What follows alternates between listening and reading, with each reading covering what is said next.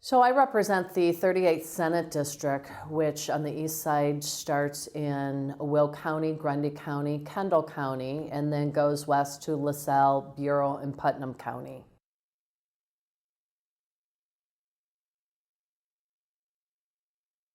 Throughout the 38th District, I have the Illinois River that dissects the entire Senate District, and I also have the Fox River that joins the Illinois River in Ottawa. So anytime we have a large flood occurrence, it affects my entire district.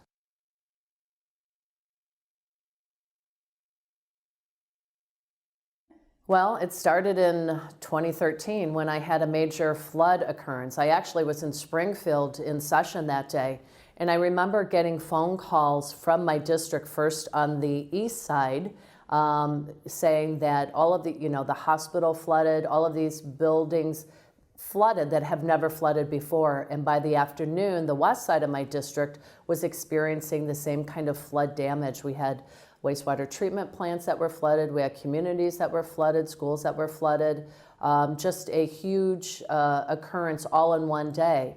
And so that after the flood occurred, we had kind of a meeting that included all of the communities throughout the district to see what it is that we could do to help.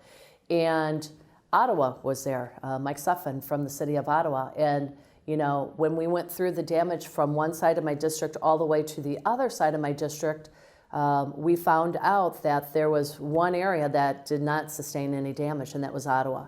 And so I talked to Mike Suffin about it, who was a certified flood manager for Ottawa, and asked him to, and he told me what Ottawa's been doing to prepare for floods for the community. So I asked him to help me spearhead the Illinois Valley Flood Resiliency Coalition and help me to educate the rest of my district on good practices for flood mitigation.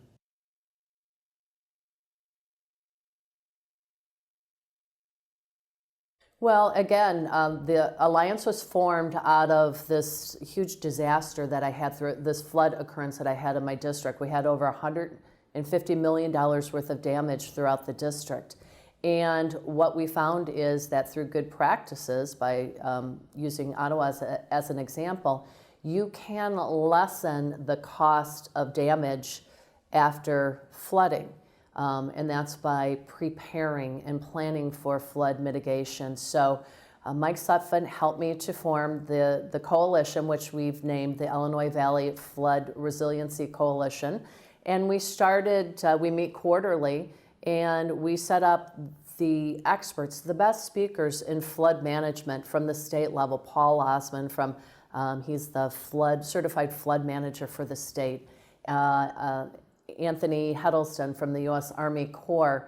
All of the flood experts for the state and the federal government have been speakers at our coalition, and we invited all of the communities. We asked the communities, please send the person that would handle, any flood occurrence that you may have to these meetings. And we're going to have all of the expert speakers throughout the country come and talk to us so we can better prepare for flooding in the future.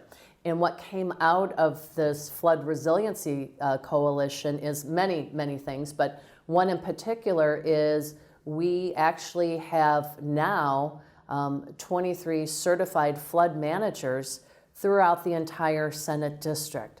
These are people in identified areas that represent communities throughout the 38th District that understand what to do when we're going to have a huge flood, and they can talk and communicate in a way because they understand it better. So that was just one of many great things that have come out of the Flood Resiliency Coalition.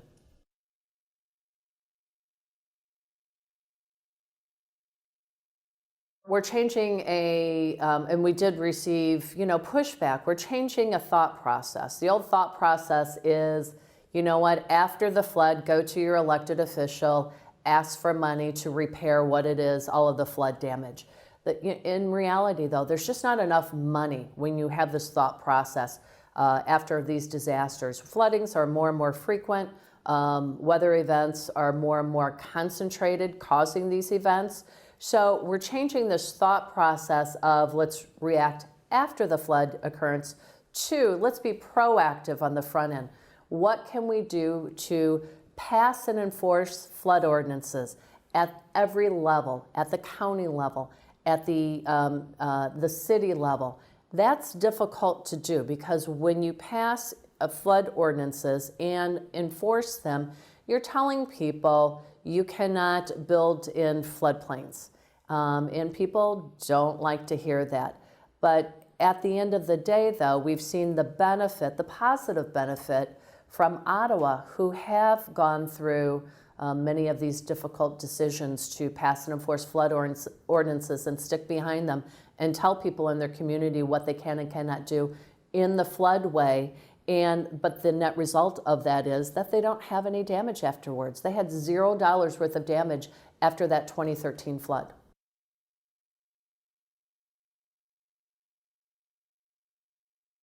I hope to achieve one thing, that other communities see the success of the Illinois Valley Flood Resiliency Alliance and they model it. We're happy to help them. We've reached out to certain areas that we know have flood problems as well. My colleague, Representative Tom Bennett, started his own flood coalition in the Watseka area. I just saw today that because they've been proactive now in that area, that they received a $5 million grant to help them with their plan. We have the Peoria area who's also taking what we've done, best practices, and implementing them, the flood ordinances in the Peoria area, and also the Quad Cities. So now in the state of Illinois, we have 4 models for flood management across the state. We've also been recognized by the U.S. Army Corps, and this is the most exciting achievement that we have. We've been recognized by the U.S. Army Corps as a program that they would like to model and use throughout the entire country.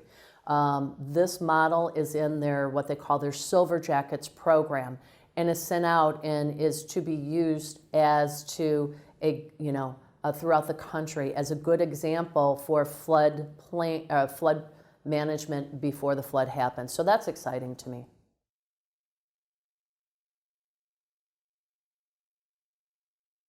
Well, the state of Illinois has been great. They recognize that this is the policy that we need to enact across the entire state in order to better serve communities that have flooding issues.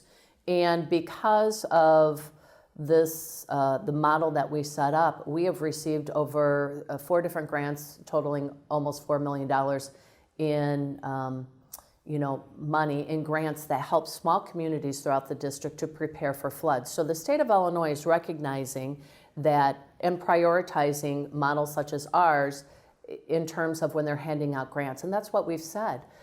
We should be rewarding areas for good behavior. We should be rewarding areas with grants for flood mitigation to the areas who have prepared for them before, as opposed to waiting until after the flood happens.